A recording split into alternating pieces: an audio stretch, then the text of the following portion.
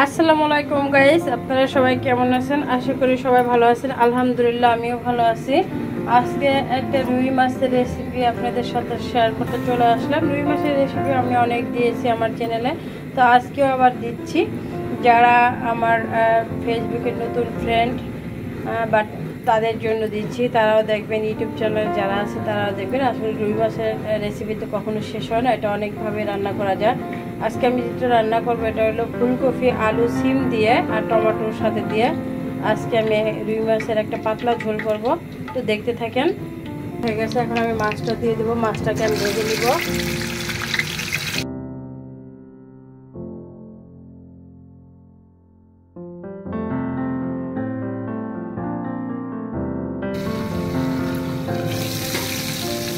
মাছ যখনই ভাজেন, যেই ভাজেন না কেন, মাছটা চুলায় দিয়ে যদি আপনার সাথে সাথে একটা ঢাকনা দিয়ে দেন, দেখবেন আশেপাশে যে জায়গাটা থাকে এই জায়গাটা অনেক সুন্দর পরিষ্কার থাকবে আর নোংরা হবে না। আর মাছটা ভাজার সময় তেলটাও আপনার গায়ে ছিটে লাগবে না। এটা আমি আপনাদের সবাইকে একটা টিপস দিলাম। তো গাইস দেখেন, এভাবে আমি আমার মাছগুলা পুরো ভেজে নিলাম। মাছটা আমারও ভাজা হয়ে গেছে টোটালি।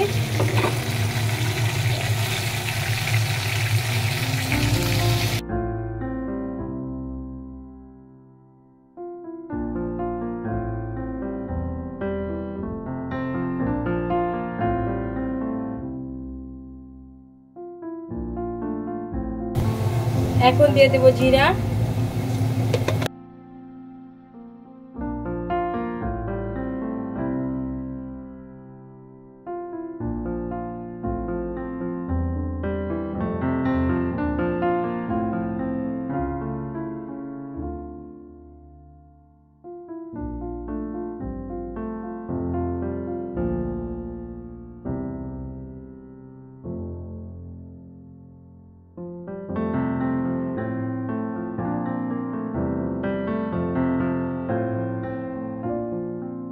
এখন দিয়ে দেবো লবণ স্বাদ মতো।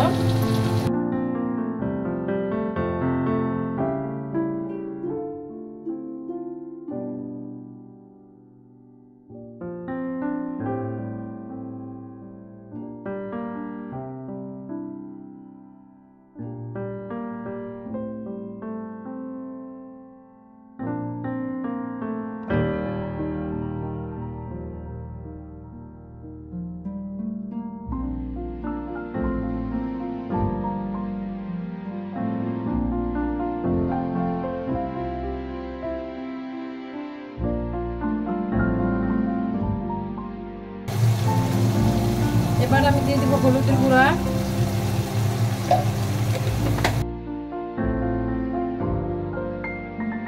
এবার দিয়ে দেবো মরিচের গুঁড়া,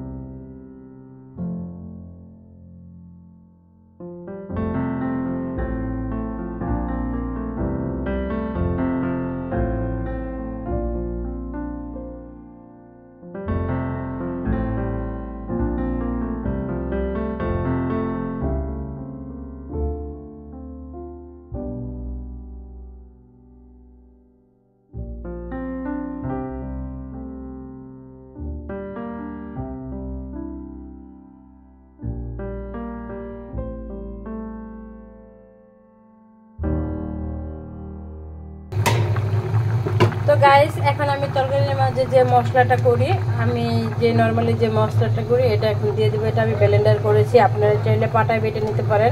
তো ব্লেন্ডার করে আমি এটাকে একটু পানি দিয়ে গুলাই নিছি তরকারির মাঝে দেওয়ার সুবিধার্থে। এখন এটাকে আমি ভালো করে মিশিয়ে দিব।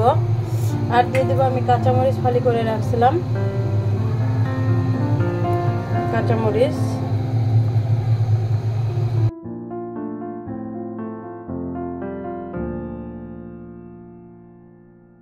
তো গাইস এখন আমি তরকারিটার মাঝে দিয়ে দেবো টমেটো।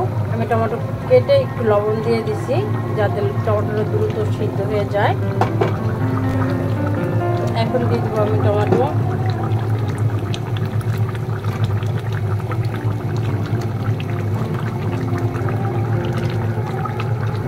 টমেটো আমরা সবাই পছন্দ করি, কারণ টমেটোর এত গুণ যেটা আপেলেরও নেই। আমি শুনেছি, এটা বাস্তব কিনা জানি না, আমি শুনেছি একটা টমেটোর ভিতরে যে ভিটামিন থাকে 60টা আপেলের ভিতরেও সেটা থাকে না। তো টমেটোটা আমাদের দেশি পণ্য দেখে মানুষ এটাকে প্রাধান্য দেয় না, এটাকে দাম দেয় না। বাট এটা যদি ওই 1000 টাকা দা কিনে খাইতে হইতো, 400, 500, 300 টাকা দা আপেলের মতো কিনে খাইতে হইতো, তাহলে মানুষ এটাকে ঠিকই দাম দিত। আমাদের দেশের মানুষ কিন্তু দেখবেন টমেটোটাকে দাম দেয় না। এই জিনিসটা প্রচুর পরিমাণ ভিটামিন এবং এটা স্কিন সুন্দর করে। এটার অনেক ক্ষমতা, যেটা সবথেকে বেশি আপনার জন্য প্রয়োজন এটা হলো দেখেন এই যে কালারটা, এই কালারটার কারণে এটা আপনার শরীরে অনেক মানে আপনার স্কিনটাকে অনেক অনেক সুন্দর করে। যারা স্কিন সুন্দর করতে চান তারা বেশি বেশি টমেটো খাইবেন। এখন আমি দিয়ে দেবো ধনিয়া পাতা, যেটা শীতের দিনে বলেন আর যখনই হোক না কেন ধনিয়া পাতা ছাড়া তরকারি মনে হয় অসম্পূর্ণ থেকে যায়। তো আমি ধনিয়া পাতাটা দিয়ে দিচ্ছি।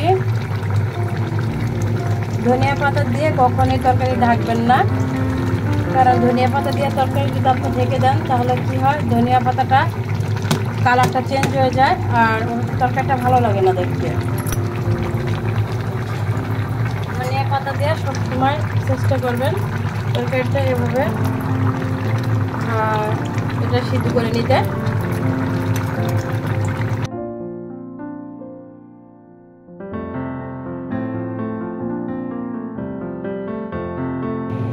তো গাইস দেখেন আমার তরকারিটা হয়ে গেছে, আমি নামিয়ে নিয়েছি।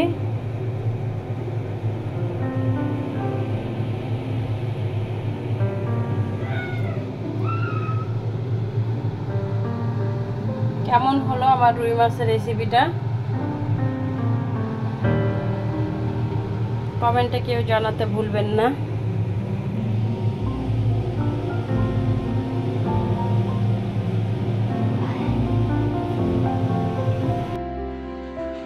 তো গাইস আমার ভিডিওটা আজকে এই পর্যন্তই ছিল। আমার রুই মাছের রেসিপিটা কেমন হয়েছে সবাই বলবেন।